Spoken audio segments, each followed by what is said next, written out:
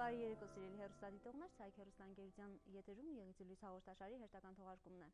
Այսօր մենք ուղիղ եթերում չենք, ուստի չի գործի հեռախոսակապ, ուստի խնդրում ենք ձեր պատրաստած հարցերը առաջադրեք մեր հաջորդ հաղորդմանը։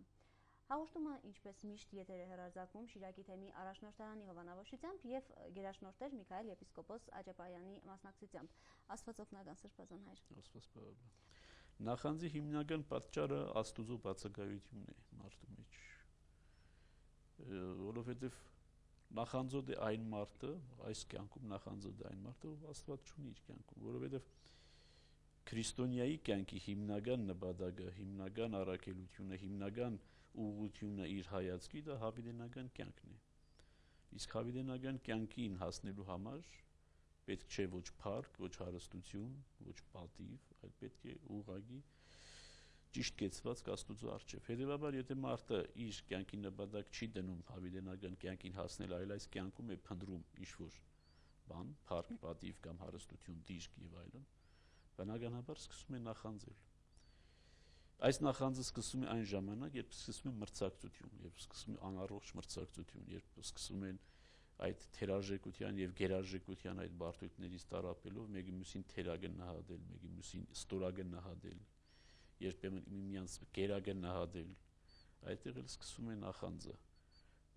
Աղքատը հարուստին է նախանձում, հարուստը հաճախ աղքատի երջանկությանն է նախանձում, որովհետև աղքատը այն մտահոգությունները չունի հաճախ ինչ որ ունի հարուստը, եւ այս ամենը ծագում է Աստուծո բացակայությունից։ Իսկ ինչու է նախանձը համարվում մահացու մեղք, չէ՞։ Նախանձը մահացու մեղք է համարվում, որովհետև ծնում է ուրիշ շատ ու շատ մեղքեր, այսինքն մայր մեղք է։ Դեք մահացու մեղքեր համարում են այն մեղքերը, որոնք մայր մեղքեր են, որոնք ծնում են նաև ուրիշ մեղքեր։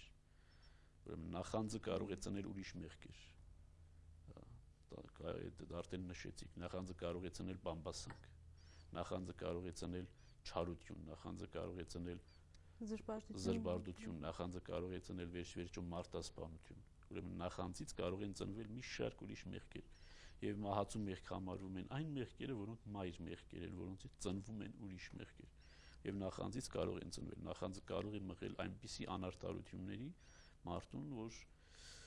բնականաբար ինքը կարող է իրեն մահվան դատապարտել, հավիտենական մահվան դատապարտել։ Դրա համար մարդ պետք է զգույշ լինի եւ չնախանձի,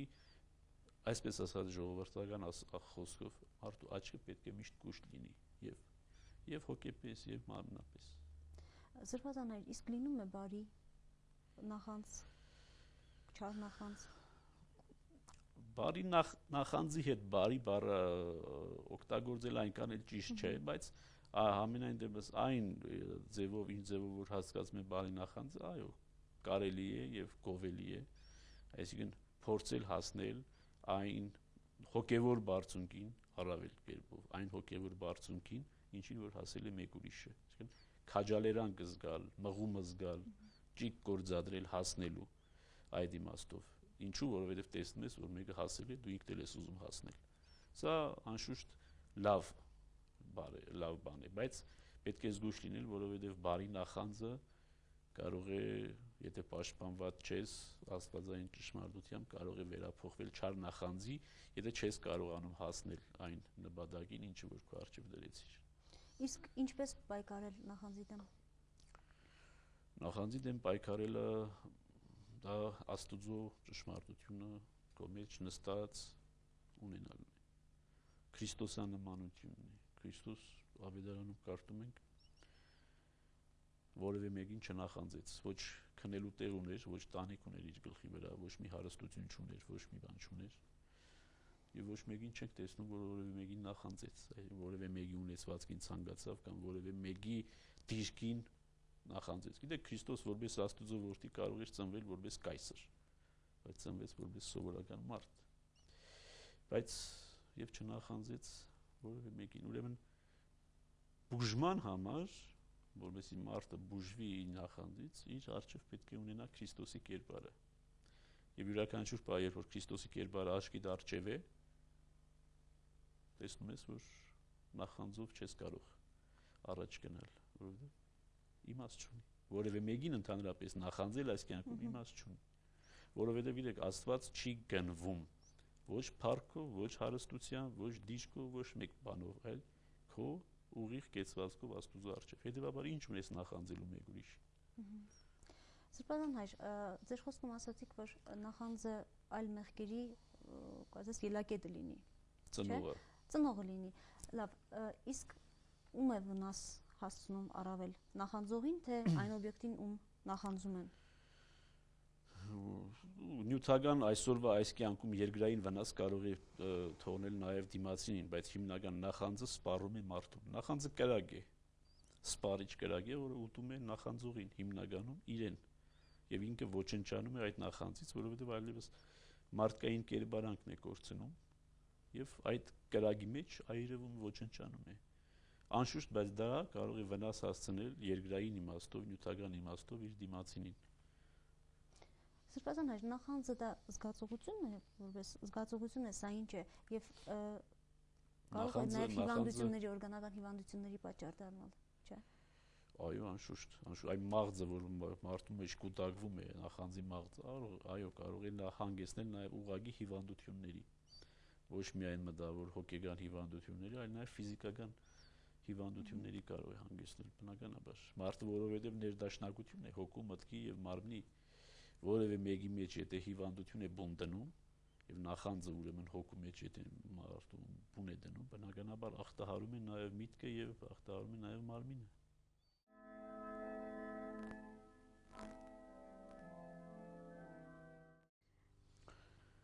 Նախորդ երկու շաբաթներում բնականon աշխատանքները շարունակվել են Աշոտսկի չէ, որովհետեւ արդեն այսպես ասած եղանակային պայմանները չեն քաջալերում ուխտագնացությունները այս պահին։ Աշոտսկի եկեղեցու վերակառուցումը մտավ իր վերջնական փուլ այս ընթացքում եւ երևի կավարտվի այս ամսվա մեջ, թեև գուցե օծումը եւ վերաբացումը թողնենք կառնան, որովհետեւ ավելի հանդիսավոր պայմանների մեջ կատարենք օծումը,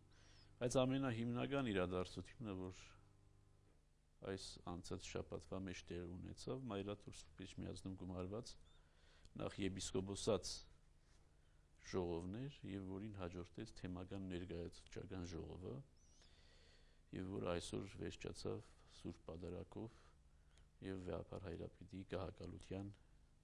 4-րդ տարեդարձի հանդիսավոր նշումով, որն ավելի այս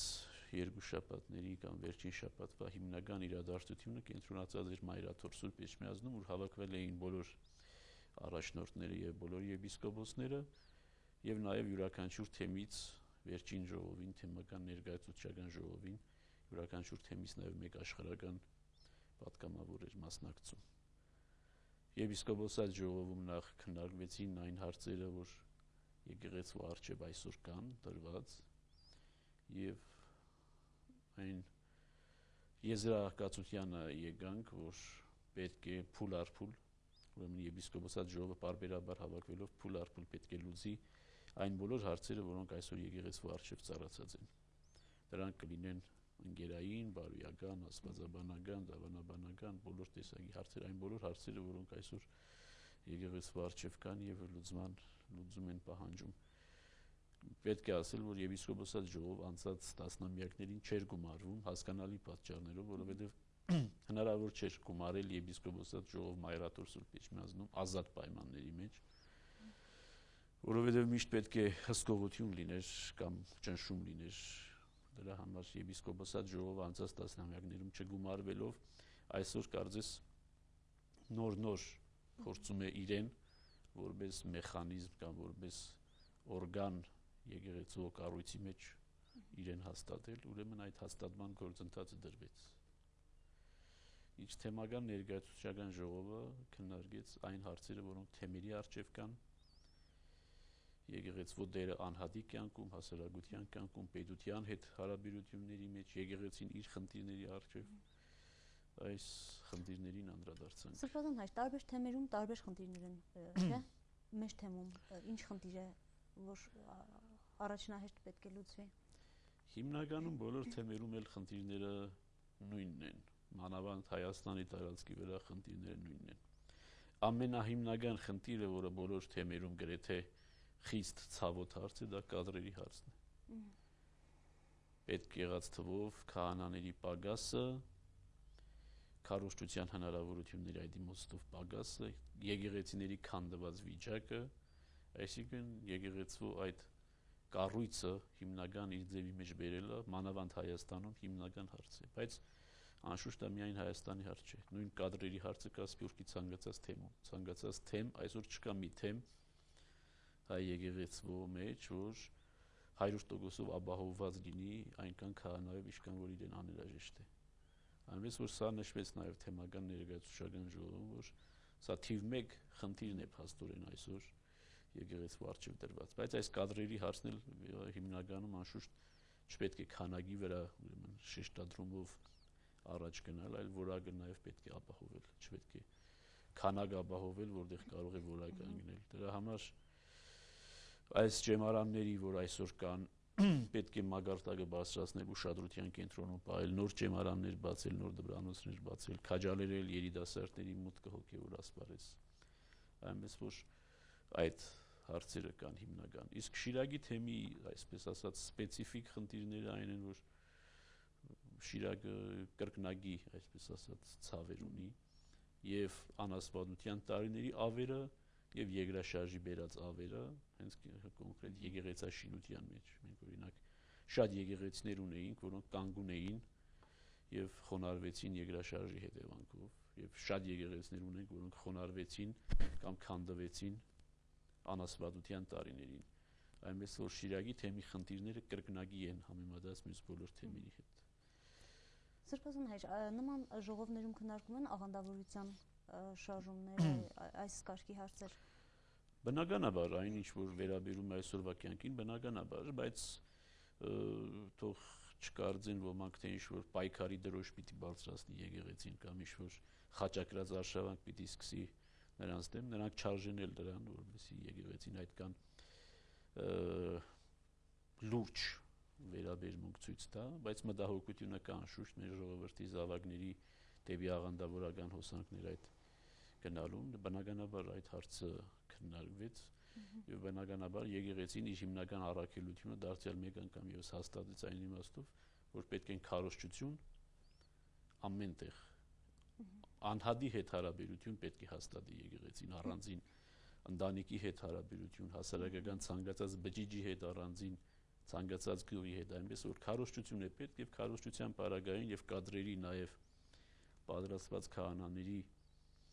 արկայության պայմաններում բնականաբար աղանդները ինքնաբերաբար կչորանան եւ կվերանան, հետեւաբար աղանդավորական շարժումների վերաբերյալ այդ քննարկումները եթե եղան այս կդրվածքով, այս անգյանտակ, որ եկեղեցին պետք է զորացնի իր քարոզչությունը իր ժողովրդի զավակների մեջ։ Սրբազան հայր, արդեն մենք ունենք կրոնի դասաժամեր դպրոցներում, սա արդեն իր ազդեցությունը ունենում է, կա տարբերություն թեկուզ մանուկների մեջ։ Դե նոր է, այս սեպտեմբերին է սկսվել բնականաբար։ Անցած տարի եւս կար, բայց ոչ որպես դասաժամ, ոչ, այսինքն անցած տարիներին կար ոչ պետական ծրագրով, կար հաջող տնօրենի հայեցողության մեջ թողնված։ Ամեն դեպքում անցկացվում էր դասերը։ Անշուշտ տարբերությունը զգալի է եւ զգալի կդառնա նաեւ այս մուտք եկեղեցու պատմությունը մուտք գործելով դպրոցներ եւ բնականաբար հարցը այն է, որ եկեղեցին դպրոցներում ոչ թե քարոզչություն է իրականացնում, այլ լուսավորչական աշխատանք է իրականացնում, որովհետեւ հայ մանուկը փոքրուց ճանաչի իր եկեղեցին, ճանաչի եւ հետո որոշի ինքը ճանաչելով հանդերձ հարում է այլ աղանդավորական շարժման թե ոչ, որովհետև մենք խորին համոզումը ունենք եւ իրոք օբյեկտիվ ճշմարտություն է այն, որ աղանդավորների 99%-ը աղանդավոր են դարձել եկեղեցին չճանաչելու պատճառով։ Եթե եկեղեցին ճանաչեին, եկեղեցու իրական դեմքը իմանային, եկեղեցու ներքին կառույցը իմանային, եկեղեցու հզորությունը, հոգևոր հզորությունը իմանային, աղանդավոր չէին դառնա։ Դրա համար երեխաները, երբ որ 4-5-րդ դասարանում արդեն ուսանում են կրոնի պատմություն, հայ եկեղեցու պատմություն, նրանք այլևս երբեք եկեղեցականդությամբ չեն զբաղվի։ այլևս կիմանան հարգել հոգևորականին, կիմանան հարգել եկեղեցու սպասավորին, եկեղեցուն, եկեղեցու ծեսը, եկեղեցու ավանդույթը։ Այնպես որ դա շատ մեծ ազդակ կլինի եւ նամանավանդ այսօրվա պայմաններում, երբ որ բարոյական չափանիշները կարծես թե վերացած են, երբ որ ամեն ինչ կարելի է, ինչպես պետք է երեխային պահել բարոյական սկզբունքի դաշտում, պարզապես աստվածային ուրեմն ներկայությունը իր կյանքի մեջ ապահովելով, այլապես երեխայի համար մեծանալով ամեն ինչ թույլատրելի կարող է դառնալ, իսկ անթույլատրելի սահմանը սկսում է մարդու մեջ, երբ որ Աստված խոսում է մարդու մեջ։ Շնորհակալություն Սրբազան հայր, սիրելի հեռուստատողներ, հիշեցնեմ, որ Ցայք հեռուստաընկերության եթերում Եղեցի լույս հաղորդաշարի հերթական թողարկումն է, բայց ոչ ուղիղ եթերում, ուստի չի գործում հեռախոսակապ։ Եվ այսօրվա թեման, որ առաջարկում եմ զրուցել, Սրբազան հայր, նախանձն է եւ բամբասանքը։ Թեև մենք առիթ ունեցել ենք այս թեմային անդրադառնալու ժամանակ առ ժամանակ, բայց քանի որ մեր կյանքում շատ անգամ կրկնվում են միջադեպերը, կրկնվում են նախանձի դեպքերը, ավելորդ չի լինի եւս մեկ անգամ լսել ձեր խոսքը։ Նախանձը, ինչ ասել է նախանձ, արդյոք թերարժեքության բարձույթ չէ սա։ Հաճախ կարող է նախանձը թերարժեքությունից բխել, բայց ոչ միշտ։ Ցավոք, շատ ցավում եմ, ցավոք մեր տարածաշրջանում շատ տարածված։ Շիրակի հիմնահարցերի մասին եթե ասում եք, Շիրակում այդ բամբասանքը շատ տարածված է, ահավոր կերպով տարածված է։ Եվ բամբասանքը հաճախ վերաճում է արդեն ուղղակի զրբարտության։ Երբ որ մարդիկ սիրում են, ուզում են տեսած լինել ինչ-որ մի բան, եւ այդ սուտը, որ ցանկանում են տեսնել, մատուցում են մեկին իբրև ճշմարտություն, եւ շղթայական ռեակցիայով այդ սուտը տարածվում է իբրև ճշմարտություն եւ չես կարողանում այլևս առաջն առնել։ Եվ շատերը զոհ են գնում այդ բամբասանքին, որովհետև իրենք իրենց տանը հանգիստ նստած չգիտեն, որ իրենք արդեն բամբասանքի զոհ են եւ որակված են այս կամ այն կերպ, այս կամ այն չափանիշով։ Այո, պետք է ասեմ, որ ցավոք մեր Շիրակ աշխարհը այդ բամբասանքի գերին է դարձել եւ չգիտեմ թե ինչպես պետք է անել այդ բամբասանքից ազատելու համար մեր ժողովուրդը բամբասանքի զրբարտության գերությունից ազատելու համար սիրում են խոսել պատերի տակ երևակայական թեմաներով եւ հաճախ նաեւ ղեկավար մարդիկ են իրենց այսպես ասած բուն թեման, հոգեվորականներ են իրենց բուն թեման։ Ես ինքս էլ կամ իմ բոլոր հոգեվոր եղբայրներն են ինձանից առաջ եւ ինձանից հետո, այո,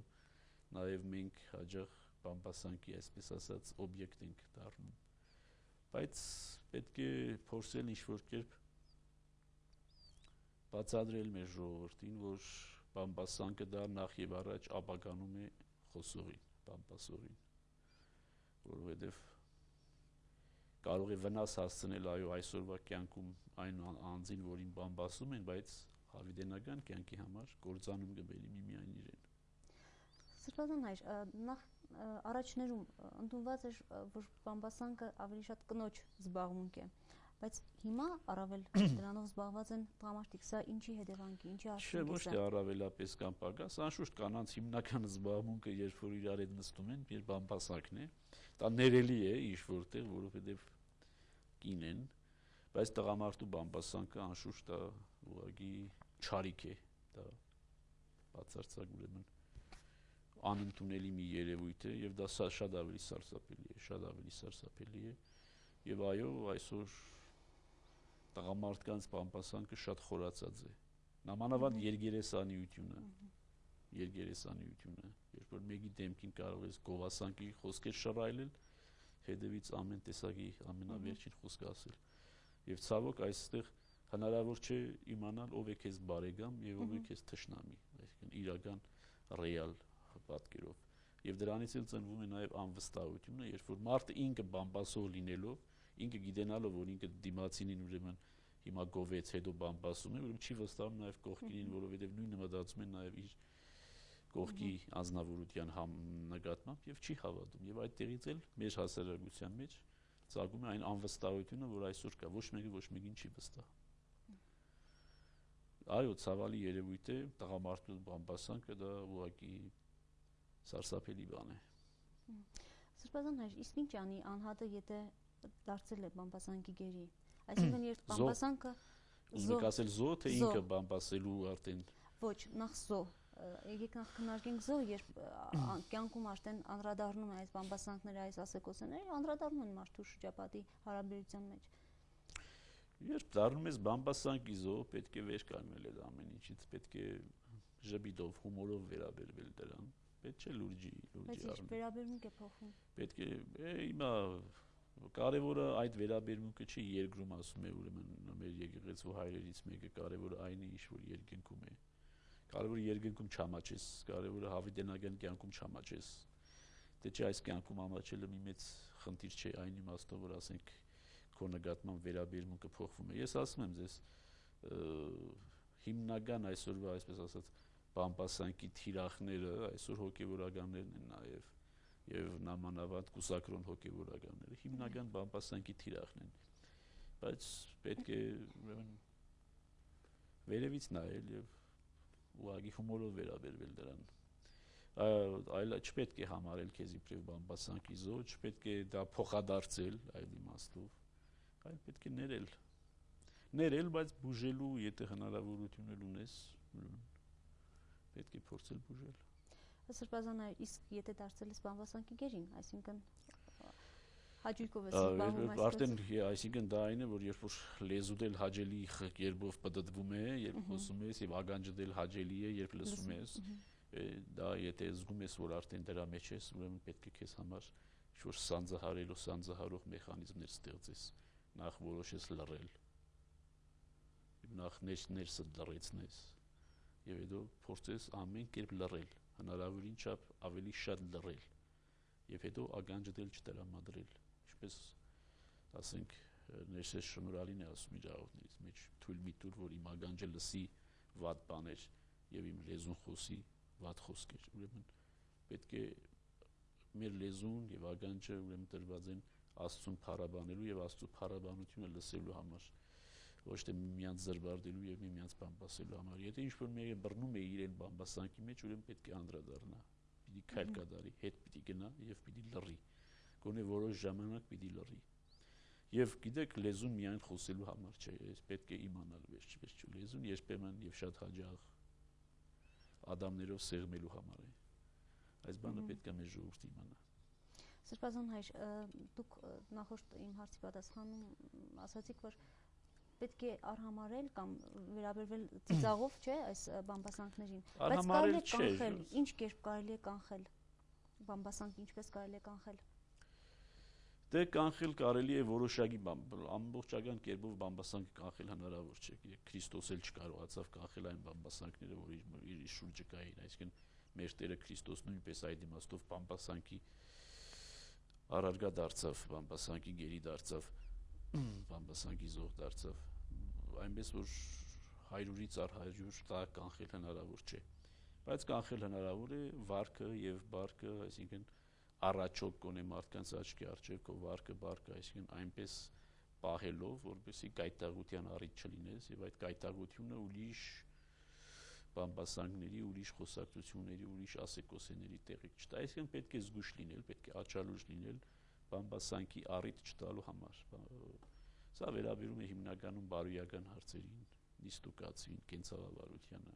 Մարդը պետք է զգույշ լինի, նամանավանդ եթե ապրում ես մի այնպիսի միջավայրում, որտեղ սիրում են այդպես եւ դարձել է արդեն մշակույթի մի մաս, կարծես թե մեր ժողովրդի մոտ այդ մշակույթի մի մաս է դարձել ցավոք, որ կանել որ փորձում ես դրա դեմ պայքարել, բայց այդ կա հետեւաբար պետք է զգույշ լինել, աչալուր լինել, քայլերդ կշռադադել, որպեսզի բամբասանքի առիթ չտաս որևէ մեկին։ Սրբազան այլ փաստորեն բամբասանքը կարծես զրբարտության նման մի բան է, կարելի է համեմատել զրբարտության հետ։ Բամբասանքը շատ հաճախ դառնում է զրբարտություն։ Բամբասանքը միշտ չէ որ զրբարտություն է, բայց մեծավ մասամբ զրբարտություն է։ Որովհետև երբ որ սկսում ես մեկին բամբասել, երկու հոգով եթե մեկին բամբասում ես, ու երկրորդ մարդը երրորդի մոտ արդեն խոսելուց մի բան ավելացնում է, չորրորդը ավելի է ծաղկեցնում, հինգերորդը ընդհանրապես մի սուտ է հորինում եւ արդյունքում ստեղծվում է մի շատ գեղեցիկ ճակերտավոր զրբարտություն։ Այո, բամբասանքների 90%-ը զրբարտություն են,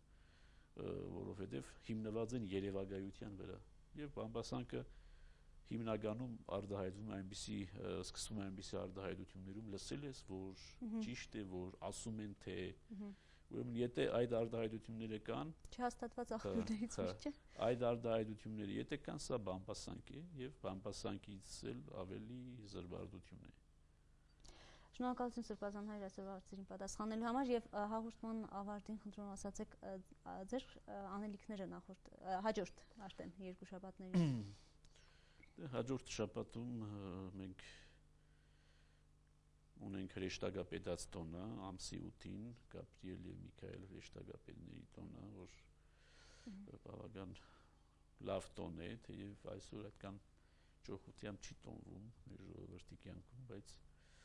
լավ է որ տոնվի։ Անշուշտ նոյեմբերի 8-ին, ուրեմն հրեշտակապետած տոնն է շաբաթօր։ Իսկ նոյեմբերի 9-ին ծրագրել ենք ուրեմն Շիրակ գյուղ այցելել, Հովվական այց կատարել Շիրակ գյուղ եւ այնտեղ պատարակել, քարոզել, ժողովրդի հետ լինել։ Այսինքն մեր Հովվական այցերը շարունակվում են հագարակ ամեն տեսակ բարդությունների երբեմն ծագող։ Իսկ ուխտագնացությունները։ Դե ուխտագնացությունները հիմա եղանակային պայմանները թույլատու չեն։ Գարնանը կսկսենք։ Սրբազան հայր եւ հաղորդման ավարտին ես ուզում եմ անդրադառնալ մեր նախորդ հաղորդման մի հեռախոսազանգին, որ առաջադրվեց ձեզ խոսքը Շիրակացի փողոցի վրա գտնվող այս մորմոնների կարծեմ, հա, կողմից վերցված այս տարածքն էր, որ հիմա արդեն փակցված իրենց ցուցափեղկով, ինչ վերաբերմունք ունեք դուք այս ամենին։ Իմ վերաբերմունքը շատ խիստ է եւ բացասական, որովհետեւ նախ ես ինձ խաբված եմ ինձ համարում, որովհետև երբ որ ահազանգերը իմացանք այդ մասին, մենք դիմեցինք քաղաքապետարան եւ հարցում կատարեցինք, թե արդյոք կա այդպիսի բան։ Ես պատասխանեցին եւ վստահեցրին, որ ոչ այդպես չէ, որ ոչ մի կրոնական կազմակերպություն Շիրակացու վրա ոչինչ չի կառուցում։ Բայց երբ իմացանք, որ ցուցանակը արդեն խփել են, դարձյալ վերստին այս անգամ ավելի այսպես հարցում կատարեցինք քաղաքապետարան եւ պարզվեց, որ քաղաքապետարանը տեղյակ է եղել։ Եվ ուղղակի մորմոնները գնել են անհատից այդ շենքը եւ շինարարություն են շինարարության թույլտվություն են ստացել հավաքների տուն անվան տակ։ Եվ մեր քաղաքապետարանի պատկան ուրեմն պատասխանատու աշխատողները իրենց չեն անհանգստացրել մի հատ հարցում կատարելու համար առաջնորդարան, թե ինչ է նշանակում հավաքի տուն։ Հավաքի տուն դա ժողովարանն է, որ նշանակում է, թե իրենց եկեղեցին։ Այսինքն փաստորեն ես ինձ այսօր մի տեսակ խաբված եմ զգում, որ ես կարծել եմ, որ այդպիսի բան չկա, վերջիվերջո այդ հավաստիացումներին ականջ դնելով, որ Շիրակացու վրա որևէ մի կրոնական համայնք որևէ մի բան չի կառուցում։ Իսկ եթե կառուցում էլ է զուտ որպես շենք կամ որպես շինություն կամ որպես ուրիշ նպատակի համար, բայց պարզվում է, որ ուրեմն մորմոնները հասան իրենց նպատակին, այս քաղաքում ուրեմն իրենց համար հավաքատեղի ձեռք բերելու իմաստով, եւ ես սցենարն էլ գիտեմ, թե ինչպես են ժողովուրդ հավաքելու։ Մի երկու արդեն հայտարարություն կխփեն, որ ձրի անգլերենի դասեր են իրենք պատրաստում եւ ձրի անգլերեն դասերի անվան տակ 1 2 3 4 անգլերեն դասից հետո կսկսեն արդեն իրենց քարոզչությունը եւ կսկսեն արդեն մարտիկ որսալ, հոգիներ որսալ։ Այնպես որ իմ վերաբերմունքը խիստ բացասական է եւ այդ այսպես չագերտավոր եկեղեցու դռները փակ պետք է մնան մեր ժողովրդի առջեւ։ Գյումրեցին իրեն չպետք է թույլ տա մտնել այդ շեմից ներս։ Այն անձնավորությունը, այն գյումրեցին, որ այդ շեմից ներս կմտնի, գյումրեցի չէ։ Նա ոչ թասիբ ունի, ոչ նամուս։ Այդ նույն մարդը իրավունք չունի այլևս 7 վերք մոդենալու անգամ։ Որովհետև բազմիցս ասել եմ, մորմոնների եկեղեցին դա ամենավտանգավոր եւ ամենաայլանդակ աղանդն է, որ այսօր գործում է Հայաստանում։ Եվ ցավոք մեր նախագահը բերեց եւ մտցրեց այդ այստեղ հանցմանի միջոցով։ Եվ ոչ մի գյումրեցի չպետք է թույլ տա մտնել այդ շեմից ներս անկախ որևէ բանից։ Այնտեղ անգլերենի ձրի դաս կլինի, համակարգիչի ձրի դաս կլինի, ոչ մի գյումրեցի չպետք է իրեն թույլ տա ոչ մեկ պատերվագով, ոչ մեկ ոսպի եւ բրինձի համար չպետք է թույլ տա։ Եվ այդ եկեղեցին, այսպես ասած եկեղեցին, պետք է բոյկոտի ենթարկվի։ Այսինքն ժողովուրդը չպետք է մտնի այնտեղ եւ իրենք ձեռնունային գլխիկոր ջրի գնով պիտի ծախեն այդ շենքը եւ պիտի հեռանան այս քաղաքից։ Նպատակը այս է։ Եվ իմ կոչը մեր ժողովրդին այս է։ Շնորհակալություն Սրբազան հայր, սիրելի հեռուստադիտողներ, մեր հաղորդումը մոտեցավ ավարտին։ Շնորհակալություն ուշադրության համար։ Կհանդիպենք երկու շաբաթ անց Ցայք հեռուստաընկերության ուղիղ եթերում։ Միշտ նոր հանդիպում եթերում։ Աստված օգնական Սրբազան հայր։